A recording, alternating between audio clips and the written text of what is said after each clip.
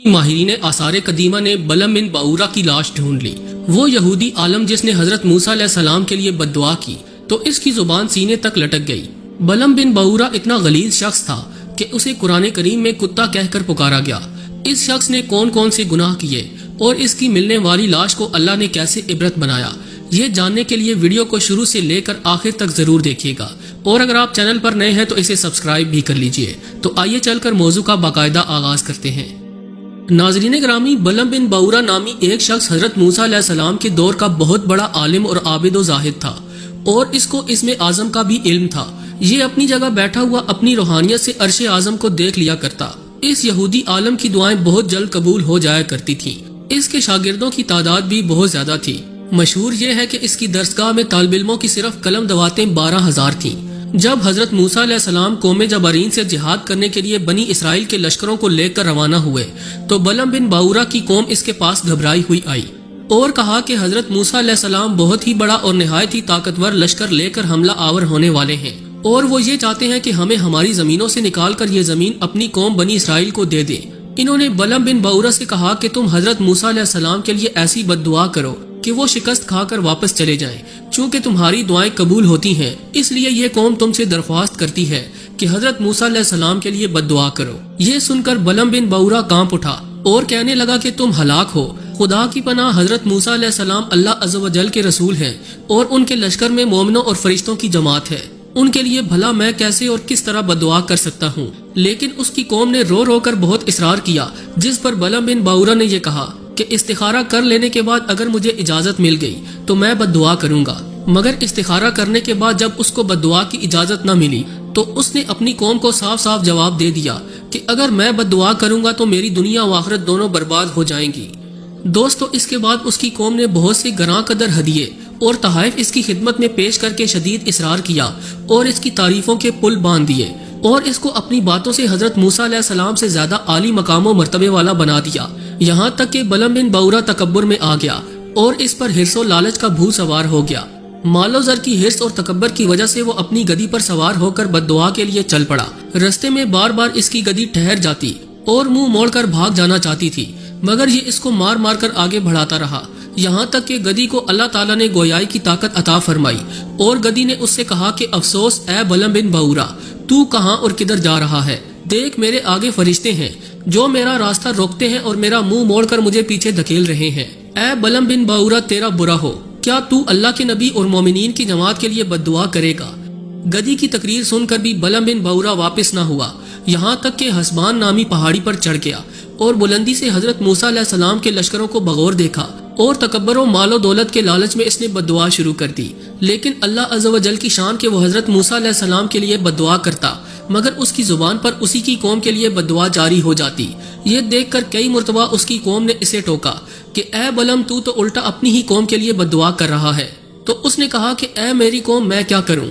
میں کچھ بولتا ہوں اور میری زبان سے کچھ اور ہی نکلتا ہے۔ پھر اچانک اس پر یہ غضب الہی نازل ہو گیا کہ دیکھتے ہی دیکھتے اس کی زبان لٹک کر اس کے سینے پر آ گئی۔ ناظرین، اس وقت بلم بن باورا نے اپنی قوم سے رو کر کہا، افسوس، میری دنیا اور آخرت دونوں برباد ہو گئی، میرا ایمان جاتا رہا اور میں قہر و غضب میں گرفتار ہو گیا۔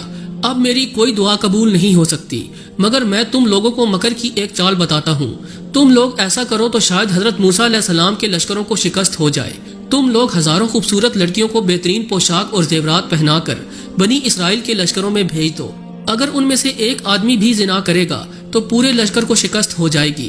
چنانچہ بلم بن باورا کی قوم نے اس کے بتائے ہوئے مکر کا جال بچھایا اور بہت سی خوبصورت دوشیزاؤں کو بناؤ سنگھار کرا کر بنی اسرائیل کے لشکروں میں بھیج دیا، یہاں تک کہ بنی اسرائیل کا ایک رئیس ایک لڑکی کے حسن و جمال پر فریفتہ ہو گیا اور اس کو اپنی گود میں اٹھا کر حضرت موسیٰ علیہ السلام کے سامنے آ گیا اور فتویٰ پوچھا کہ اے اللہ عز و جل کے نبی، یہ عورت میرے لیے حلال ہے یا حرام؟ حضرت موسیٰ علیہ السلام نے فرمایا، خبردار، یہ تیرے لیے حرام ہے، فوراً اس کو اپنے سے الگ کر دے اور اللہ عز و جل کے عذاب سے ڈر۔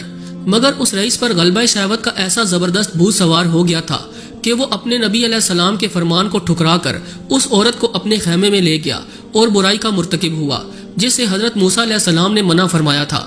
اس گناہ کی نحوست کا اثر یہ ہوا کہ بنی اسرائیل کے لشکر میں اچانک طاعون کی وبا پھیل گئی اور گھنٹے بھر میں 70,000 آدمی مر گئے اور سارا لشکر تتر بتر ہو کر ناکام و نامراد واپس چلا گیا۔ جس کا حضرت موسیٰ علیہ السلام کے قلب مبارک پر بہت ہی گہرا صدمہ ہوا۔ دوسری جانب بلم بن باورا بارگاہ الہی میں مردود ہو چکا تھا۔ آخری دم تک اس کی زبان اس کے سینے پر لٹکتی رہی اور وہ بے ایمان ہو کر مر گیا۔ اس واقعے کو قرآن کریم نے ان الفاظ میں یوں بیان فرمایا ہے، اور اے محبوب انہیں اس کا احوال سناؤ جسے ہم نے اپنی آیتیں دیں تو وہ ان سے صاف نکل گیا، تو شیطان اس کے پیچھے لگا تو گمراہوں میں ہو گیا، اور ہم چاہتے تو آیتوں کے سبب اسے اٹھا لیتے، مگر وہ تو زمین پکڑ گیا اور اپنی خواہش کا تابع ہوا، تو اس کا حال کتے کی طرح ہے، تو اس پر حملہ کرے تو زبان نکالے اور چھوڑ دے تو زبان نکالے۔ یہ حال ہے ان کا جنہوں نے ہماری آیتیں جھٹلائیں، تو تم نصیحت سناؤ کہ کہیں وہ دھیان کریں۔ دوستو، حال ہی میں اردن کے ایک علاقے سے ایک لاش دریافت ہوئی جسے بلم بن باورا کی لاش بتایا جا رہا ہے۔ ماہرین آثار قدیمہ کو کھدائی کے دوران ایک لاش بہت ہی اچھی حالت میں ملی جو 6000 سال گزرنے کے بعد بھی صحیح سلامت تھی۔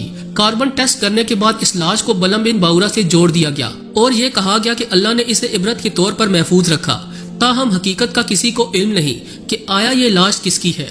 روایت میں آتا ہے کہ بعض انبیاء کرام نے خدا تعالیٰ سے دریافت کیا کہ تو نے بلم بن باورا کو اتنی نعمتیں عطا فرما کر پھر اس کو اتنی ذلت میں کیوں گرا دیا؟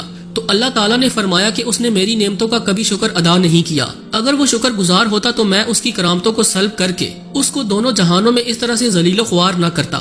اس واقعے سے ان عالموں اور لیڈروں کو سبق حاصل کرنا چاہیے جو مالداروں یا حکومتوں سے پیسے لے کر خلاف شریعت بات کرتے ہیں اور جان بوجھ کر اپنے دین و ایمان کا سودا کرتے ہیں۔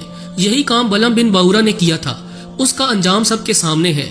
وہ مال و دولت کے لالچ میں گرفتار ہو گیا اور دانستہ اللہ عز و جل کے نبی کے لیے بددعا کرنے کے لیے تیار ہو گیا، تو اس پر ایسا عذاب آیا کہ دنیا و آخرت میں ملعون ہو کر اس طرح مردود ہو گیا کہ عمر بھر کتے کی طرح لٹکتی ہوئی زبان لیے پھرتا رہا اور آخرت میں جہنم کی بھڑکتی آگ کا ایندھن بن جائے گا۔